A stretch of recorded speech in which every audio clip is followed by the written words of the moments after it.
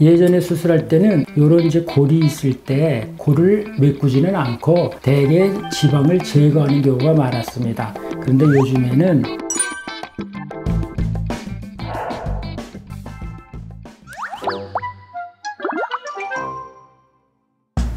안녕하십니까, 한상훈입니다.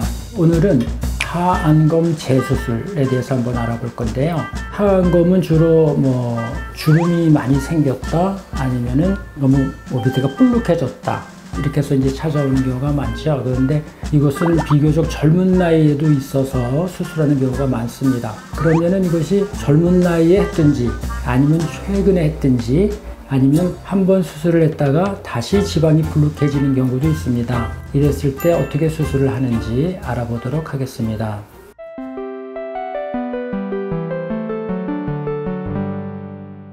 이분은 예전에 하안검 성형수술을 한번 하신 거거든요. 그런데 이후에 보면 이제 나이가 들면서 다시 하안검 이렇게 지방이 불룩해지는 이런 증상을 이제 갖게 된 거죠. 그리고 또 하나는 밑에 생기는 눈물골 있죠. 눈물골이 이제 굉장히 보기 싫은 거죠. 예전에 수술할 때는 이런 이제 골이 있을 때 골을 메꾸지는 않고 대개 지방을 제거하는 경우가 많았습니다. 그런데 요즘에는 여기에 있는 조직을 다 떼어서 그쪽으로 이 지방을 이동시키는 거죠. 이것을 지방 재배치라고 합니다.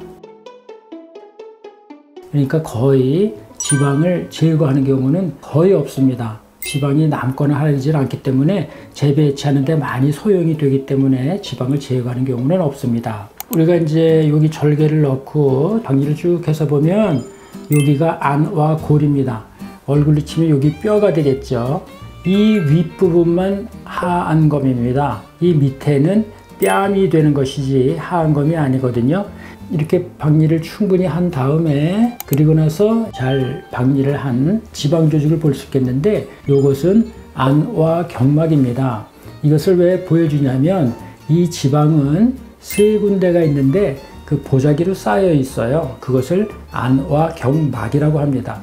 만약에 보자기를 이렇게 뚫어서 지방만 가져가게 되면 지방은 사실 약간 울퉁불퉁하게 이렇게 배치될 수 있거든요. 그거보다는 이 보자기가 쌓여 있는 채로 재배치를 해야 그것이 아주 매끈하게 좋은 결과를 가져올 수 있는 것입니다. 그래서 이렇게 재배치를 하면은요, 여기 있는 연부 조직에다가 이렇게 다 이어줬죠. 네, 실로 다 꼬매줬습니다. 지방을 재배치하고 다 꼬매준 거죠. 이것은 근육 밑에 있는 자기 지방, 그러니까 이 뺨 부분에 있는 지방이 되겠습니다. 그래서 이 안와 지방을 잘 밑으로 재배치한 모습입니다. 그래서 수술 후 2주가 되면 여기 이제 수술했던 흉터 밑으로 여기는 굉장히 좀 홀쭉한 지방이 없고요. 이 밑으로는 지방이 차서 눈물골, 이런 골들이 다 해결된 모습을 볼 수가 있는 것입니다. 이쪽은 홀쭉하고 이 밑에는 통통하게 해서 이런 형태의 윤곽을 갖는 것이 굉장히 젊게 보이는 모습이라고 할 수가 있겠습니다.